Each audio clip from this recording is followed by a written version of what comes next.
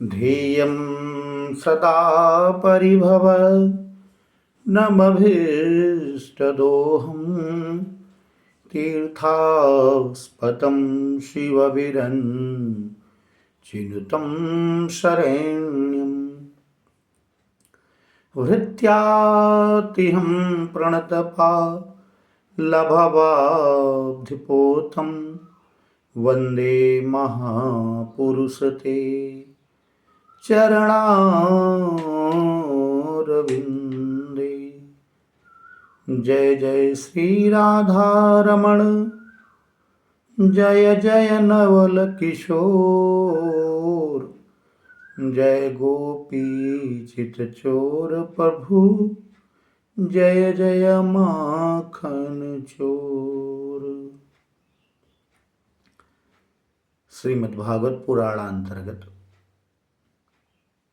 चतुर्थ अध्याय, प्रथम स्कंद के चतुर्थ अध्याय के विषय में जानते हैं। आइए, चतुर्थ अध्याय में क्या विषय वस्तु है, क्योंकि सारी घटनाएं भी नैमिषारण्य के ही चल रही हैं, तो नैमिषोपाख्यान के ही अंतर्गत है चतुर्थ अध्याय। व्यास जी इसके प्रथम वक्ता हैं।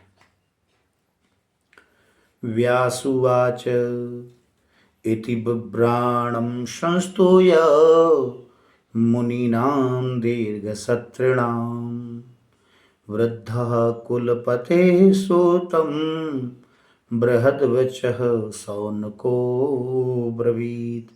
व्यास जी कहते इति बिभ्राण, इस प्रकार के कथनों को सुन करके मुनीनाम दीर्घ सत्रणाम सर्वेशाम मुनीनाम, सभी मुनियों ने, वृद्ध कुलपति, उस नैमिषारण्य के जो कुलपति थे, वृद्ध थे, श्रेष्ठ थे, ज्येष्ठ थे, कौन?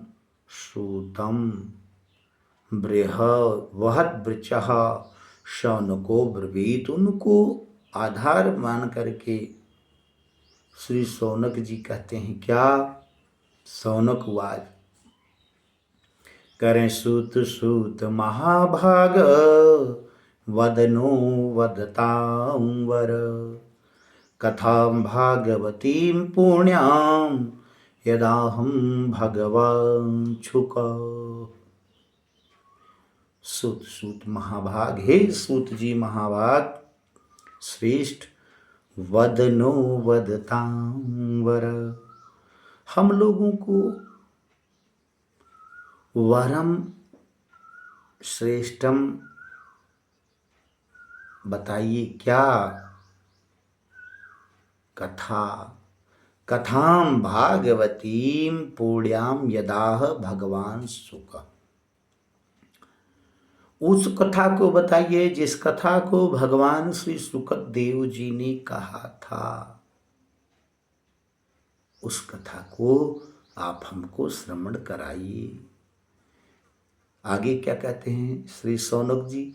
कहते हैं कस्मिन् युगे प्रवृत्तेयं स्थाने वा केन हेतुना, कुतः संचोदितः कृष्ण कृतवान् संहितां मुनि।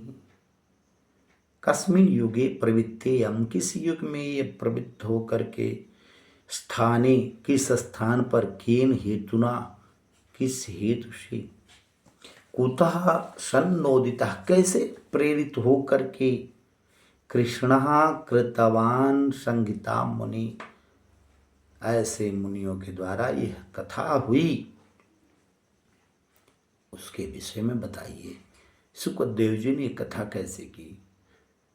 आगे श्री शौनक जी कहते हैं तस्य पुत्रो महान योगी समदृङ् निर्विकल्पकः, एकान्तं मतिरुनिद्रो गूढ़ो मूढ़ैवैयते।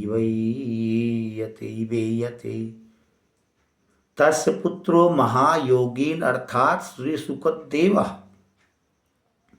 समदृङ् निर्विकल्पकः, निर्विकल्पक समाधि में रहने वाले, किसी प्रकार की कोई व्यवस्था अवस्था में न रहने वाले, निर्विकल्प समाधि को धारण करने वाले एकांतम मतिरुनिंद्रो गूढ़ो मूढ़ो इवैयते, एकांत में निवास करने वाले गूढ़ मूढ़ इवैयति,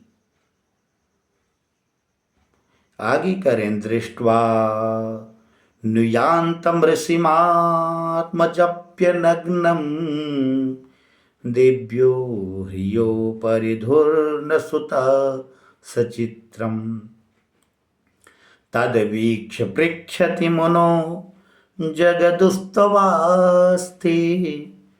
स्त्रीपुंविदानतु सुत सविवेक दृष्टि दृष्ट्वान्तं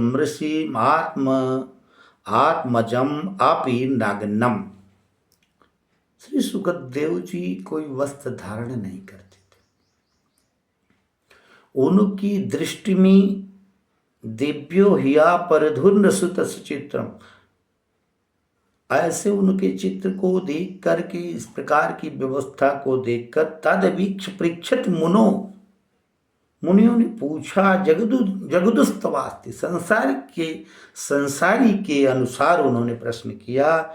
लेकिन श्री सुखदेव जी स्त्री पुंभिदा नतु सुतस्य विविक्त दृष्टि, कौन स्त्री है कौन पुरुष है ऐसा भी विवेचन, ऐसा भी कोई भाव श्री सुखदेव जी की हृदय में नहीं आता। कुछ लोगों को लगेगा कि ऐसे, हाँ ऐसे विरक्त संत थे। अब संभव नहीं है, लेकिन उस समय संभव था। आगे कहते कथमा लक्षितः पौरे संप्राप्ते कुरुजांगलान उत्तम मूक जड़व विचरण गज सायके। अब एक जगह कहीं स्थिर नहीं रहते थे, विचरण करते रहते थे मदमत्त श्रेष्ठ गज की भांति, किसी से कुछ बोलते नहीं थे, किसी की ओर दृष्टि भी नहीं डालते थे। फिर सौनक जी ने कहा कथम वा पांडवे यस्य राजर्षे मुनिना सह, कथम वा पांडवे यस्य राजर्षे मुनिना सह संवाद संभूतात यत्रैषा सात्वती श्रुति। कैसे वा किस प्रकार से पांडवेयस्य राजर्षे मुनिनाम सह, उन राजर्षि परीक्षित और इन परम वैष्णव परम भागवत श्री सुखदेव जी महाराज जी का कैसे संवाद हुआ। संभूतात यत्रेषां सात्वती श्रुति, वो कुछ प्रकार की क्या व्यवस्था है उसके विषय में बताइए। क्यों? क्योंकि शंका हो रही है कि जो सुखदेव जी गोदोहन मात्र भी कहीं नहीं स्थित रहते थे, वो 7-7 दिन तक कैसे रहे। सगोदोहन मात्रम ही गृहेषु गृहमेधिनाम, गृहस्थों के यहाँ केवल गोदोहन मात्र रुकने वाले अवेक्षते महाभाग तीर्थी कुर्वंस तदाश्रमम। कैसे उन्होंने उस आश्रम को बड़ा तीर्थ बना दिया। अभिमन्यु के पुत्र परीक्षित का बड़ा सौभाग्य रहा, कैसे उनको ये प्राप्त हुए। कहते अभिमन्यु सुतम सुत प्राहुर्भागवतोत्तमम् तस्य जन्म महाश्चर्यं कर्माणि च गृहीनः। अभिमन्यु का जन्म भी बड़ा कष्टपूर्वक हुआ। अभिमन्यु के पुत्र परीक्षित का जन्म भी बड़ा कष्टपूर्वक हुआ। भगवान श्री कृष्ण अगर चक्र सुदर्शन लेकर के न पहुंचते तो अभिमन्यु का पृथ्वी पर जन्म होना बड़ा कठिन हो जाता। इस प्रसंग में इतना ही। सभी को जय श्री कृष्ण, जय श्री राधे श्याम। आगे के पुनः इसके आगे के प्रसंग को लेकर मैं उपस्थित होऊंगा। तब तक के लिए जय श्री कृष्ण, जय श्री राधे श्याम।